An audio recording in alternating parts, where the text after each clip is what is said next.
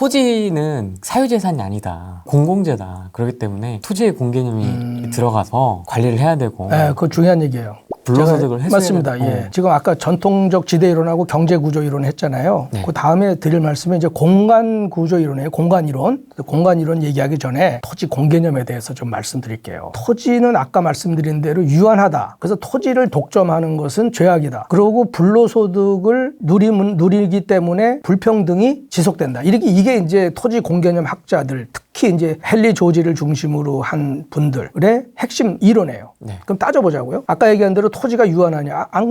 아니라고 말씀드렸잖아요. 토지는 무한하다니까요. 예. 100평짜리 토지에 200층을 지면 100평을 다 진다고 봤을 때 2만 평 되는 거예요. 그거 질 수 있어요, 다. 그러면 이제 환경이 나빠지겠죠. 근데 환경이 과연 우리가 생각했던 대로 나빠질까? 환경과 특히 이제 경관하고 관련되는 피해는 한 12% 정도로 나왔어요. 12%. 이 책에 있어요. 12% 정도 나왔는데 공간이 그런 정도로 높아지면서 생긴 소득, 집값의 하락은 아까 얘기한 대로 40%라니까요. 그러니까 차이가 안 나는 거. 12%하고 40%하고 차이가 안 나. 이게 훨씬 더 낫잖아요. 사회 전체를 따져야죠. 그러니까 이제 교통 혼잡 비용도 있고 그렇지만 그렇기 때문에 제가 볼 때 토지는 공공재다라고 하는 얘기는 맞고도 틀려요. 제가 이제 토지에 대한 얘기를 하면서 이런 얘기를 제가 합니다. 토지의 속성은 무엇일까? 이게 보는 거예요. 토지가 공개념이라고 하면은 공개념인 부분도 있을 것이다. 아까 그분들이 거짓말 하진 않으니까. 그래서 제가 이제 이렇게 공부를 하는 과정에서 아까도 말씀드린 대로 이게 공부를 하다 보면은 내 머리를 망치로 깨는 순간이 나와요.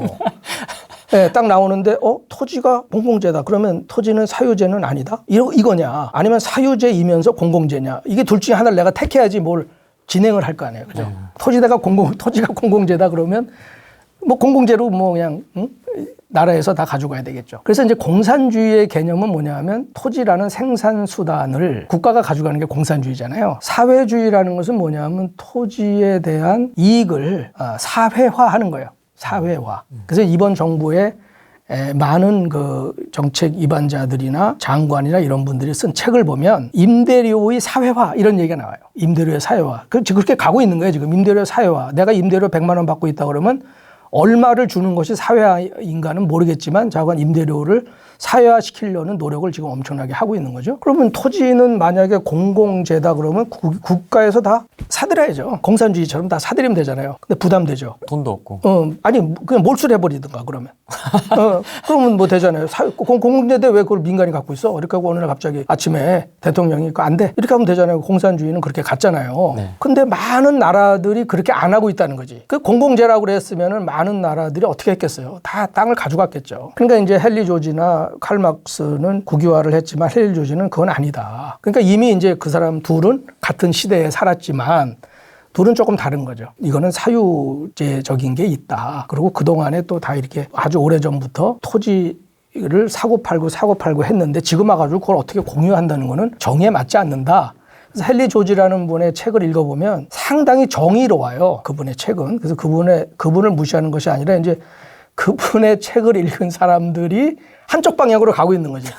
한쪽 방향으로 이렇게 가는 거예요. 그게 이제 문제인데, 우리가 교회 다닌다. 이러면 교회 다니면 예수님의 말씀이 있어요. 예수님의 말씀을 다 지키면 되잖아요. 근데 어떤 것만 지켜.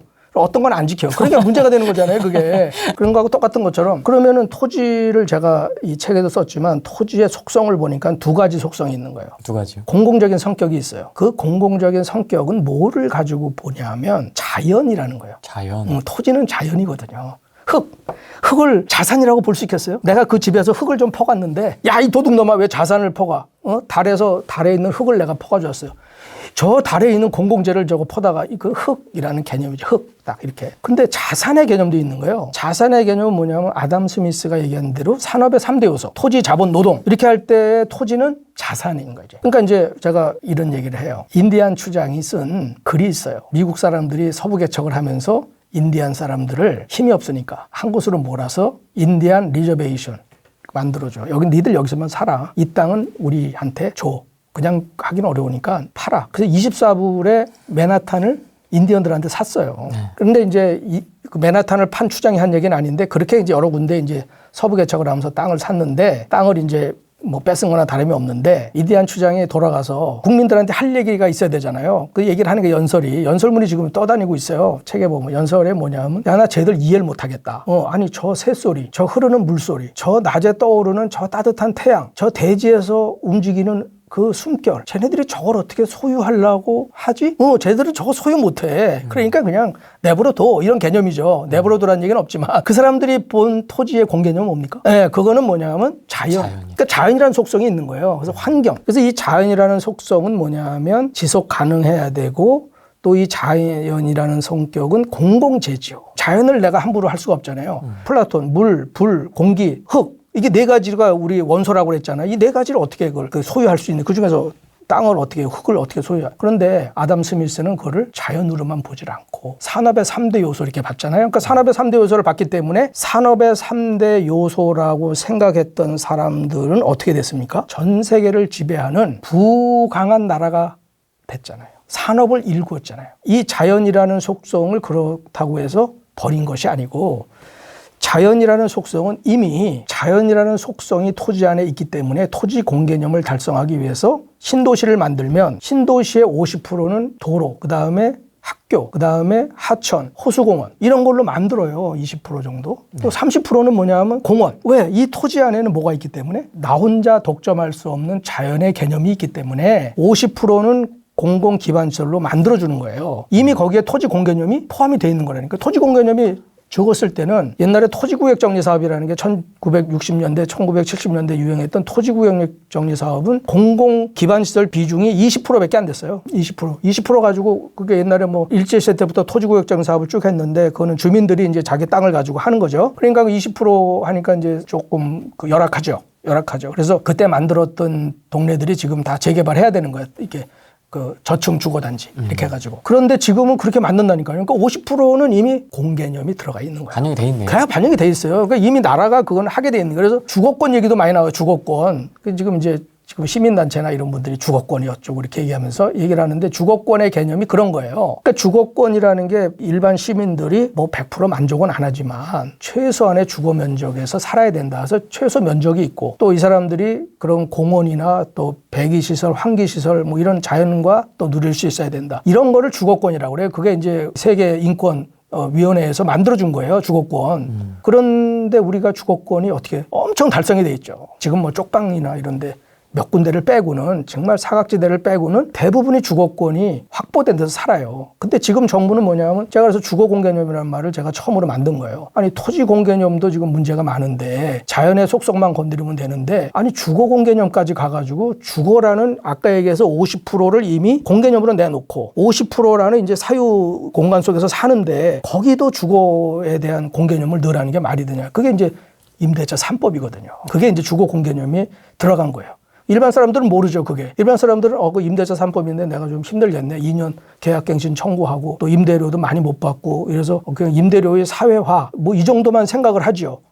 주거 공개념인 거예요. 생각을 해보세요. 내가 집을 이제 거기서 노후에 이제 월급도 안 나오니까 퇴직하면 그럼 뭐 어디 돈 나올 때가 있어야 되니까 다가구 주택을 하나 샀다. 그래서 내가 이제 맨 위에서 살면서 거기 관리를 해야 될 거잖아요. 내가 관리하는 공간에. 그런 공간을 내가 관리하고 또 그분들이 무슨 뭐 집이 뭐 수리를 해야 될 필요가 있다. 그럼 가서 수리해주고 또 뭐 필요하면은 배관공 불러다가 뭐 해주고 도배도 하고 이런 또 화단도 가꾸고 쓰레기도 잘 깨끗하게 하고 주차장도 그런 관리를 다 하잖아요. 그런 관리를 하는 사유 공간을 그렇게 못 하겠다는 거죠. 이제는 네 맘대로 못 하고 주거 개념도 2+2 해라. 맨 처음에 3+3도 나오고 막 그랬잖아요. 뭐 연구도 얘기 나오다가 이제 들어갔는데 그러면서 시민단체가 주장한 내용 중에 하나가 뭐냐면 주거권의 개념에 안정적 거주 기간도 있다 이런 거짓말을 해요. 전혀 없어요. 거기 찾아보면은 안정적 거주 기간이라는 말은 주거권의 개념에 들어가질 않아요. 근데 거기 들어간다고 얘기를 한다니까요. 거기 언론에 찾아보면 다 나와요. 그래서 제가 이 책에다 그걸 쓴 거예요. 아니 세상에 주거 공개념까지를 하려고 그러는가. 중국에도 없는 주거 공개념을 도입하려는가. 이런 제가 놀래가지고 제가 어떤 신문에다 이제 기고한 적이 있는데 시민단체가 그런 얘기를 한다니까요. 거기에. 그리고 주거권이라는 거는 사유재산을 갖고 있는 주택 소유자들에게 하는 얘기가 아니고 누구한테 하는 얘기입니까?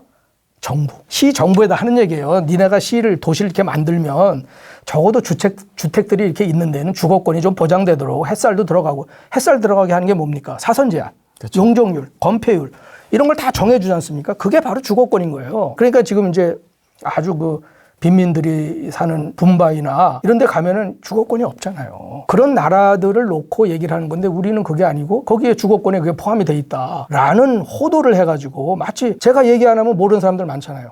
그 주거권이 당연히 그럼 주거의 거주기한에 들어가는구나. 국회의원들 누가 얘기하면 듣는 거예요. 그게 왜? 멋있잖아. 응?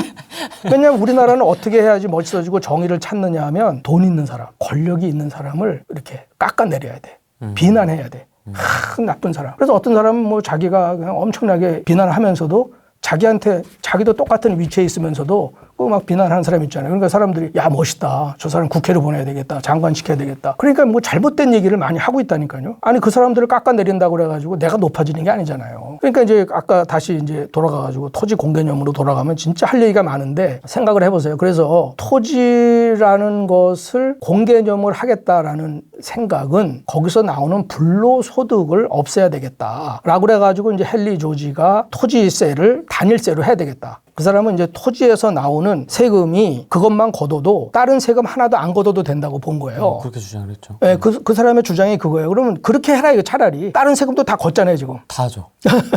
다 내가 그렇게 하라고 그래서 정말 뭐 그렇게 하라는 얘기는 아니라 이제 제가 조금 이제 화가 나서 하는 얘기예요. 네. 아니 그러면 그것도 아니고 그 토지에 대한 세금도 다 그것도 걷고 그 다음에 또 무슨 뭐 여러 가지 세금도 걷잖아요. 지금 우리가 뭐 살아나가려고 그러면 걷는 세금이 뭐 토지에서 나오는 세금만 아니라 무슨 개발 부담금도 내야 되고 여러 가지 이제 세금을 내지 않습니까? 우리가 또 간접세를 내는 게 얼마나 많습니까? 네. 그 사람은 간접세도 걸지 말라는 거예요. 왜냐하면 간접세가 이거 커피 한 잔 먹으면 간접세 내잖아요. 우리가 휘발유 넣으면 간접세 내잖아요. 네. 어디 가서 빵 사면 간접세 내잖아요. 간접세를 내면은 어떻게 되냐면 이게 물건이 거기에 올라가죠. 물건 값에. 그러면 내가 커피를 3,000원이면 살 수 있는데 4,500원 주고 산다 이거죠. 그럼 1,500원만큼 내 가처분 소득이 줄잖아요. 내 소득에서 내는 세금이 굉장히 많아요. 내가 만약에 이제 간접세가 내가 만약에 하루를 지났다 그러면 간접세를 내가 10만 원 썼다 하루에 만약에 그러면 1, 2만 원 될 거래요. 많은 거예요. 그렇게 이제 세금을 낸단 말이죠. 그러니까 그거는 내지 말아라. 그러는 건데 우리나라 이런 거 다 내고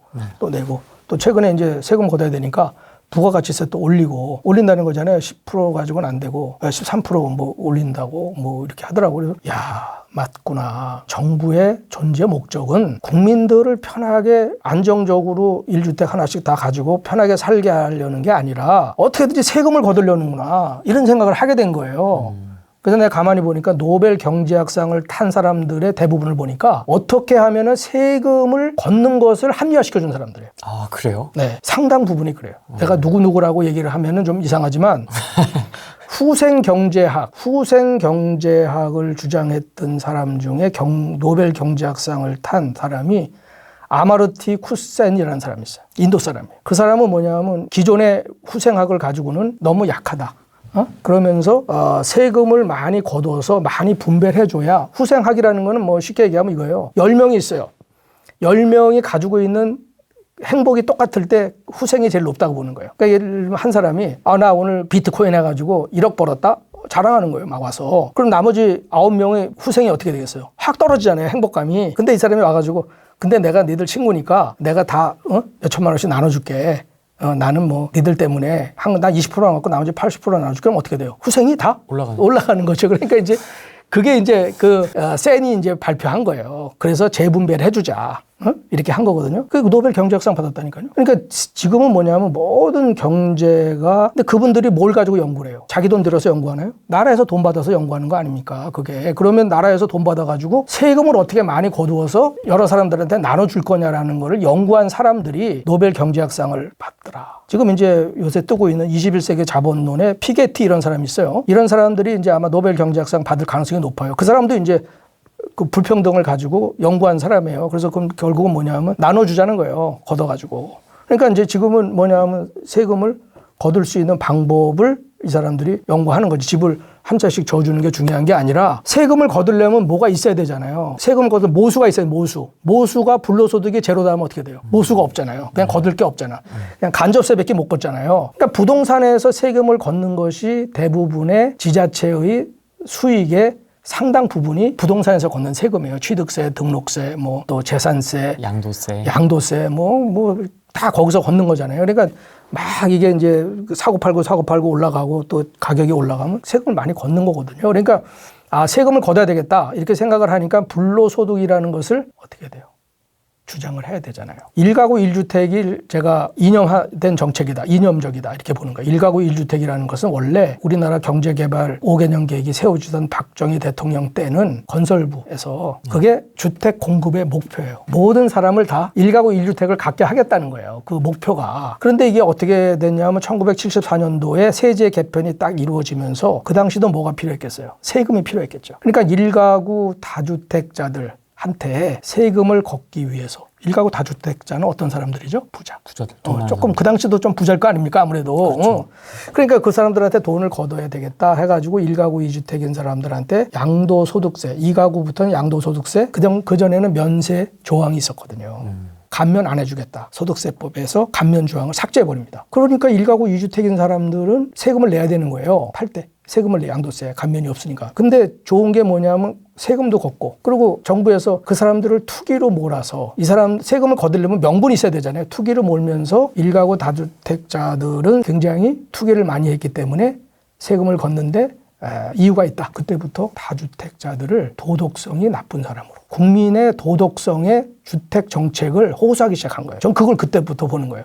그러니까 어떻게 돼요? 딴 사람들이 볼 때는 자식들 잘 됐다. 쌤통이다. 쌤통이다. 꽃이다. 막 그러고 이제 막 안위가 되잖아. 나 집도 없는데. 그때가 우리나라 서울시 주택보급률이 30% 정도밖에 안 됐을 때거든. 대부분 집이 없어요. 그리고 뭐 집 있는 사람들은 그 당시만 해도 뭐 다 좀 지금으로 얘기하면 금수저다, 은수저다 이런 사람들만 있으니까 잘 됐다. 이렇게 하고 그러다 보니까 도덕성에 호소를 하기 시작을 하니까 오류를 발견하지 못하는 거죠. 자기네들이 주택 정책을 잘못하는 건 생각하지 않고, 그러니까 그때부터 때려잡은 게 뭐예요? 투기꾼이야. 투기꾼이라는 얘기를 제가 정말 어릴 때부터 들었던 거예요. 투기꾼. 집만 있으면 뭐 투기꾼. 투기꾼 잡혔나요? 안 잡힌다니까. 투기꾼을 잡겠다라는 얘기는 투기를 못하는 사람들한테 카타르시스 시켜주는 거예요. 투기꾼들은 웃는 거지. 지금도 보면은 지금 뭐 수사한다고 어쩌고 뭐 이렇게 하지만은 재수없는 사람 걸리는 거예요. 그리고 나머지는 뭐냐면 이미 다 하고 빠져나갔어. 진짜 투기꾼들은. 지금 걸린 사람들은 뭐냐면 그냥 재수가 없는 사람들이 걸린 거고, 이미 진짜 투기꾼들은 벌써 뭐 그 투기꾼 중에 하나가 누구겠어요. 기획부동산이 있었잖아요. 이번에 뭐 다 기획부동산한테 샀대요 보니까. 자기가 산 게 없고, 기획부동산들은 벌써 그거 딱 해놓고 잘라서 팔고선 갔잖아요. 그런 사람들은 못 잡는 거예요. 그러니까 그거는 제가 볼 때는 국민의 도덕성의 주택 정책을 맡긴다는 거예요. 자기들이 못하니까. 그러니까 이제 국민들은 어떻게 생각을 해요? 주택 정책이 이렇게 되는 거는 토지 공개념, 불로소득, 다주택자, 투기꾼 한 목소리로 그런 사람들을 다시 한마디로 부자를 때려잡아야 되겠다. 부자들한테 고통을 줘야 되겠다. 이것이 제가 볼 때는 최근까지의 주택 정책의 골자가 아니었는가. 이런 생각이 드는 거예요. 그러니까 지금 제가 이제 이 책에서 쓴 대로 다른 정책은 할 수가 없는 거죠. 그러니까 용적률을 올린다든지, 아까 얘기한 대로 어떤 지역을 개발을 할 때 일자리, 어떤 일자리를 어떻게 만든다든지 이런 깊은 생각은 할 수가 없어요. 빨리 그냥 이 공급을 많이 해가지고 너희들이 지금 이런 공급을 해줄 테니까 그냥 좀 참고 우리는 여기를 때려잡아야 되니까 좀 때려잡을 때까지 기다려. 지금 그런 정도의 수준에 와 있는 것이 아닌가.